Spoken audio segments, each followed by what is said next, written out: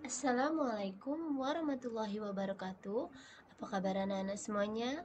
Berjumpa lagi bersama Ibu Ayu Wulandari di mata pelajaran Sejarah Indonesia kelas 11. Nah, seperti biasa dalam pembuatan video pembelajaran ini, Ibu bekerja sama dengan Bapak Samlani Ibrahim MPD. Baiklah anak-anak, pada pertemuan kali ini kita akan belajar mengenai Perang Diponegoro ya, yang sambungan kemarin berperang melawan kolonialisme atau penjajahan bangsa barat. Baiklah anak-anak, sebelum memulai video pembelajaran, apabila ada pertanyaan silakan tulis di kolom komentar dan jangan lupa tulis nama dan kelas. Selamat belajar, tetap semangat, sampai berjumpa lagi pada materi-materi berikutnya. Wassalamualaikum warahmatullahi wabarakatuh.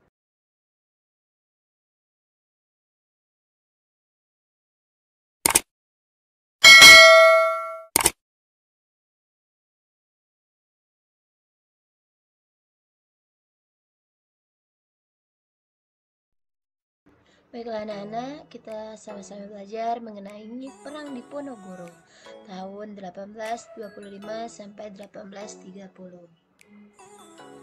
Siapa Pangeran Diponegoro? Nah, Pangeran Diponegoro ya, tahun 1785 sampai 1855, putra tertua Hamengkubuwono III, dibesarkan oleh neneknya Ratu Ageng wafat tahun 1803 di desa Tegalrejo, mempelajari kitab agama Islam, karya sastra sejarah Jawa, akrab dengan lingkungan pesantren ya, kaum bangsawan, dekat dengan penduduk desa, dan pada tahun 1805 sampai 1808 mendapat pengalaman religi yaitu calon raja Jawa.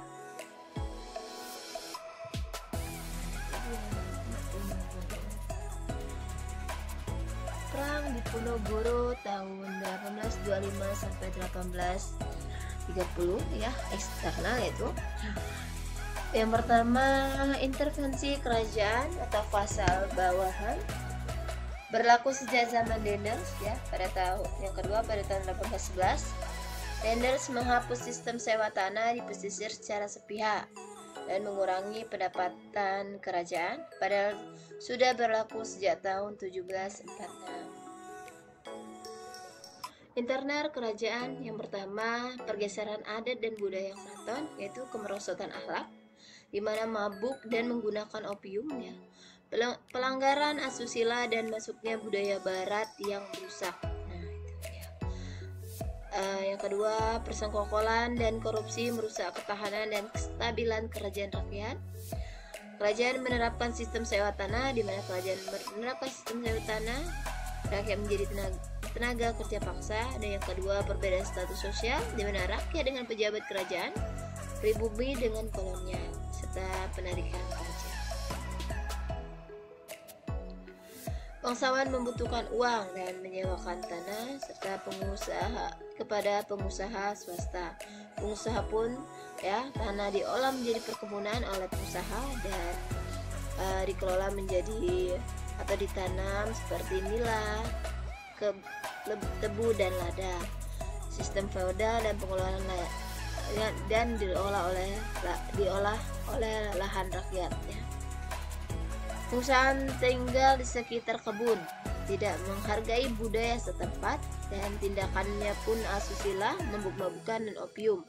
Opium menjadi komoditi penting pemerintahan kolonial pada saat itu ya, pada tahun 1827 sampai dengan 1833. Mei, Belanda membangun jalan di Tegalrejo ya. Belanda memasang patok kayu batas pembangunan jalan untuk melewati makam leluhur Pangeran Diponegoro, dan oleh pasukan Diponegoro patok diganti dengan tombak.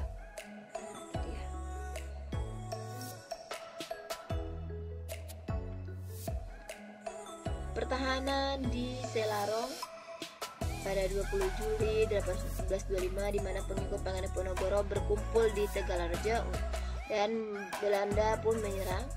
Di Tegalrejo dihanguskan ya, sehingga perkumpulan ya atau pengikut Pangeran Diponegoro diserang oleh Belanda dan dihanguskan.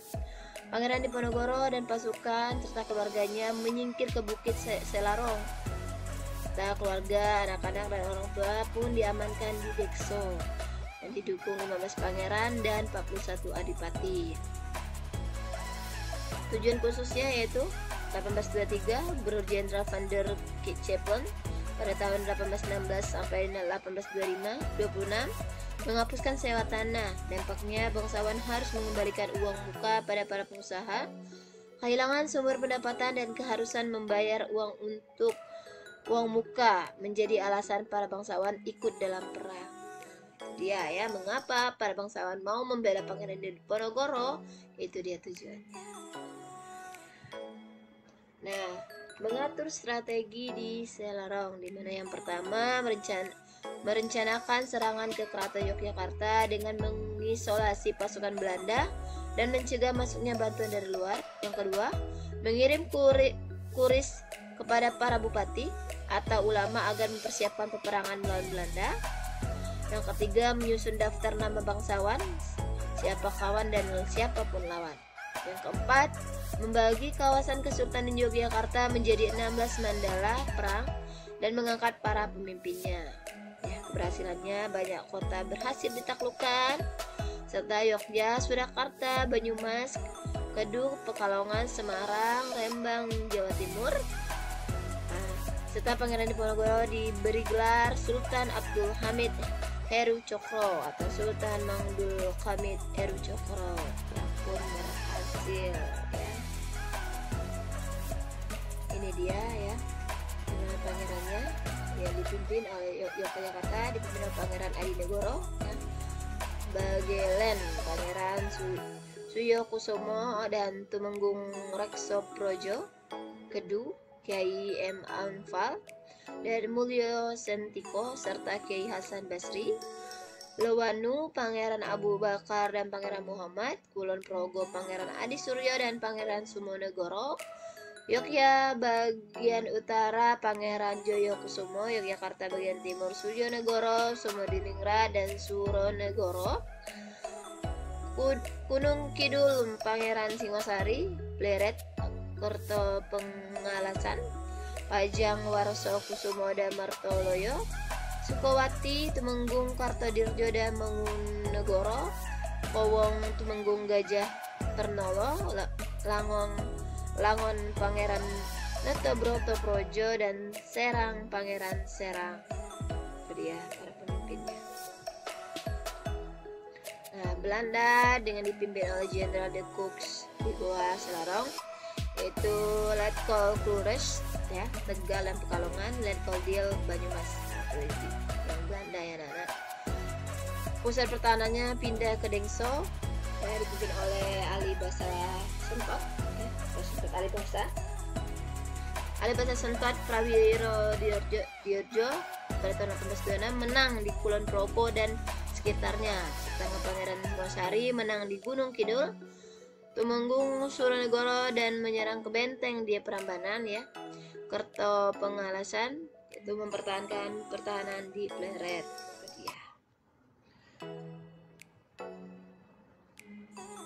Nah, itu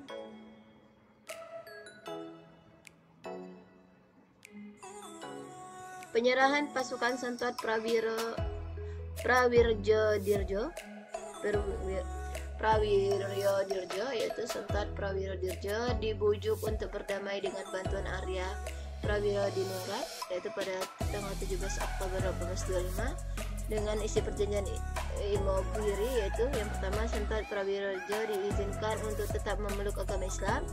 Yang kedua, pasukan Sentot tidak dibubarkan dan ia tetap menjadi komandannya. Yang ketiga, Sentot dan pasukannya tetap diizinkan memakai sorban. Pada tanggal 24 Oktober 1829, Sentot dan pasukannya masuk ke Yogyakarta dan menyerahkan diri. Itu penyerahan pasukan Sentot Prawiro Dirjo.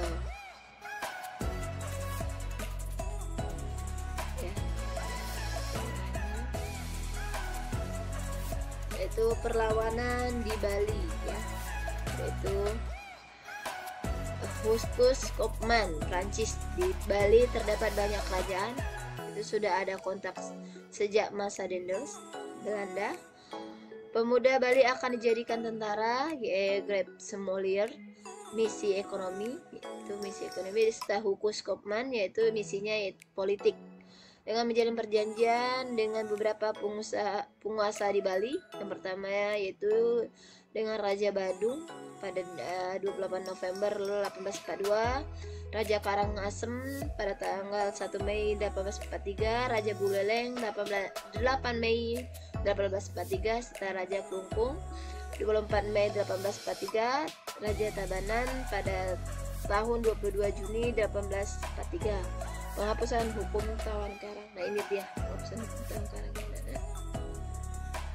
Pada tahun 1894, di mana Raja Karangasem dan Raja Buleleng belum melakukan ya, yaitu merampas 2 kapal Belanda yang terdampar di pantai Sangsit dan Jembrana.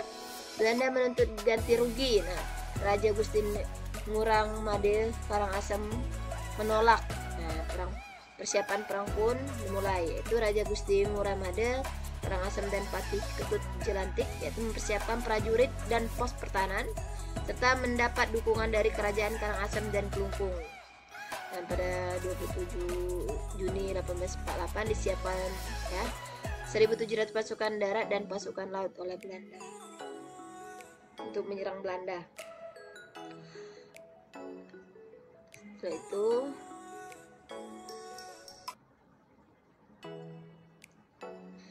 ini dia perjanjian hanya pura-pura diterima, di mana di gara-gara dibangun benteng, hukum tawan karang tetap dilakukan. Raja meminta bantuan dari Klungkung, Karangasem dan Mengwi. Pada tanggal 7 dan 8 Juni 1848, pasukan Belanda tiba di pantai Sangsit, dan pada tanggal 8 Juni 1848 benteng Jaragara diserang. Dengan strategi gelar supit urang, Belanda pun mundur.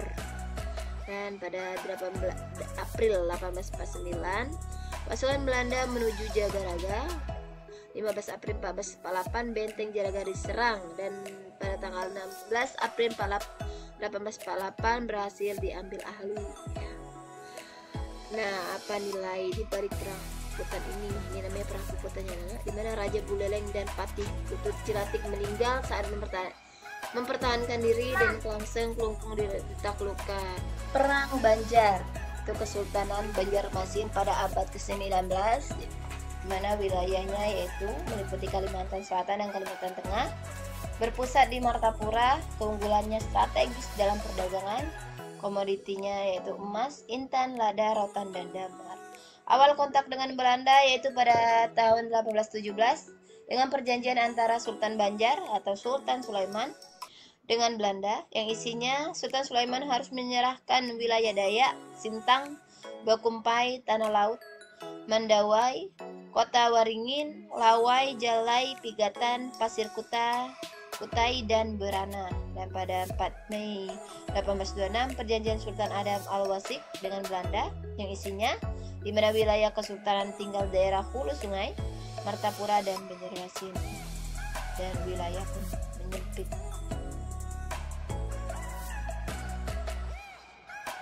Konflik internal dalam kerajaan ya, pada tahun 1852 putra mahkota Abdurrahman meninggal, di mana Sultan Adam memiliki 3 kandidat pengganti, yaitu yang pertama Pangeran Hidayatullah, surat wasiat dari Sultan Adam ya, Pangeran Tajidillah Belanda, Pangeran Anom akan dijadikan sebagai Mangkubumi adalah kandidatnya pada tahun 1857, di mana Sultan Adam meninggal. Presiden F. Grenopon Betens Tecklenburg mengangkat Pangeran Hidayatullah ya, Mangkubumi. Tamjidillah yaitu ini adalah ya, pangeran ini suka minum, menghapus hak istimewa. Pangeran Anom dibuang ke Bandung ya, dan ditentang oleh Pengulu Abdul Ghani. Sultan ini ya, Sultan atau Pangeran Tamjidillah. Agustus sampai dengan September 1859, di mana benua 5 dipimpin Tumenggung Jalil, Martapura dan Tanah Laut dipimpin Demang Lehman, yaitu mempertahankan benteng Tabanio yang diserang Belanda, dan benteng Tabanio dikuasai Belanda untuk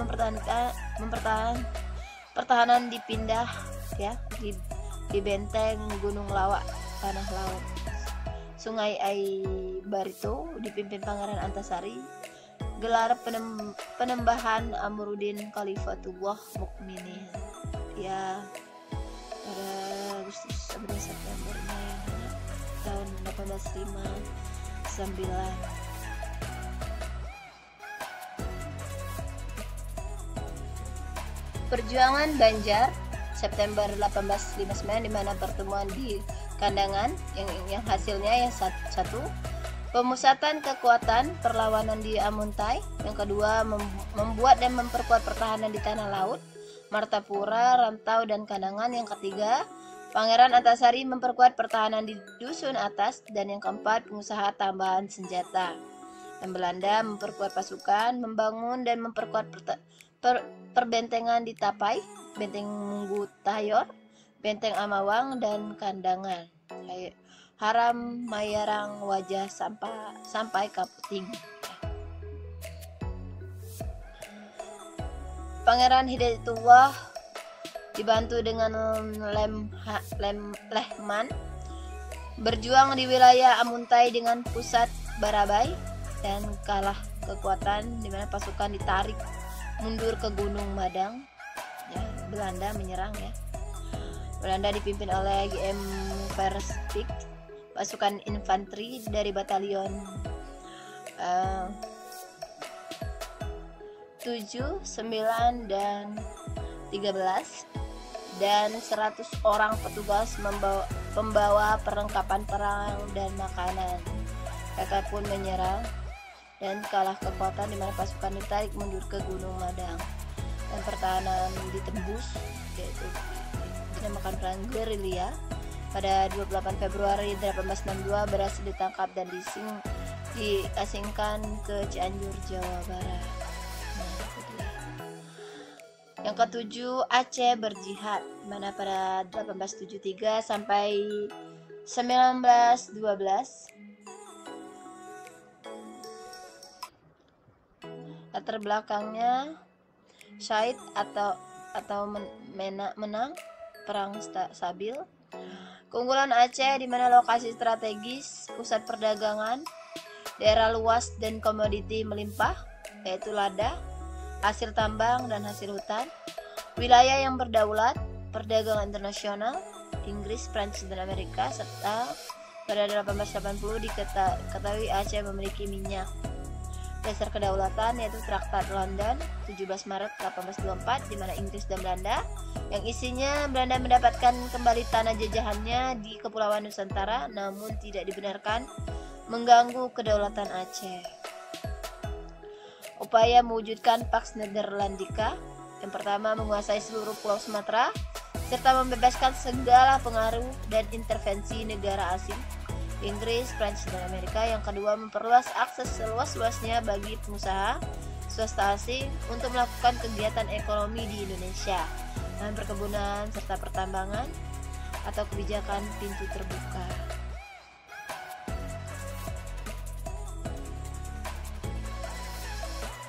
Traktat Sumatera. Belanda dan Inggris tahun 1871, yang isinya yang pertama Belanda diberi kebebasan penuh atas Sumatera atas persetujuan Inggris. Yang kedua Belanda menyerahkan Ghana di Afrika ke Inggris. Inggris mengirimkan kuli-kuli kontrak ke India ke Suriname. Yang keempat, perdagangan Inggris dan Belanda mempunyai hak-hak yang sama di Sumatera, yaitu dari Siak ke arah utara. Nah, itulah muncul karena Aceh boleh mencari dukungan internasional. Kenapa?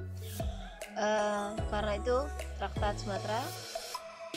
Prancis, Amerika, Turki, Inggris menyerah Aceh kepada Belanda, menyerahkan Aceh kepada Belanda. Dan Inggris memberi kebebasan kepada Belanda untuk memperluas daerah kuasanya di seluruh Sumatera. Ya. Pada 1873 Aceh beruntung dengan konsul Amerika Serikat di Singapura. Belanda mengetahui hal ini, akhirnya utusan Belanda dikirim ke Kutaraja atas perintah agar Aceh tunduk kepada Belanda. Sultan Mahmud menolak dan dianggap pernyataan perang. dan pada 26 Maret 1873 di mana Belanda dipimpin oleh Komisaris Nguyen Huy Zen mengumumkan perang terhadap Aceh, dan Aceh di bawah pimpinan Sultan Mahmud Shah II. Februari 1899, benteng pertahanan Tengku Umar diserang dan Tengku Umar pun gugur.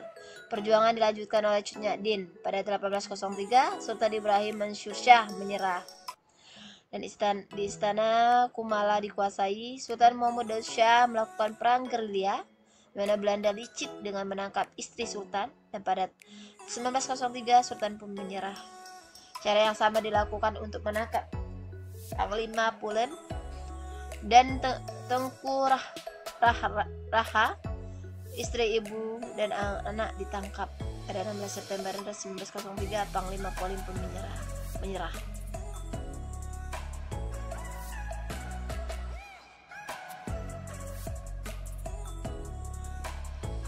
Akhir perlawanan, di mana Cut Nyak-Din berhasil dikepung. Pada 1906 ditangkap dan dibuang ke Sumedang, wilayah Pide, yaitu Tengku di Bukit Tiro, Tengku Maat Tiro, Tengku Cut Piling.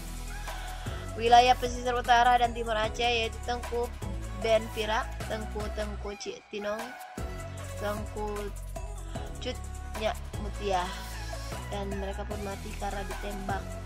Secara umum tahun 1912 perang Aceh berakhir, namun perlawanan dalam skala kecil terus berlanjut sampai tahun 1942. Akhir perlawanan perang Aceh. Dan 8 perang Batak. Yang melatar belakangnya yaitu setelah perang Padri, Belanda mulai memasuki tanah Batak, yaitu Mandailing, Angkola, Padang Lawas, Sipiro, Tapanuli dikuasai.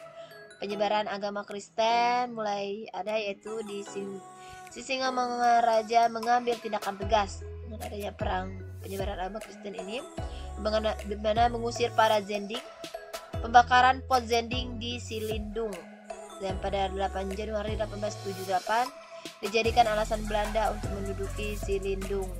Ini dia. Tanya yang mana? Apa nih?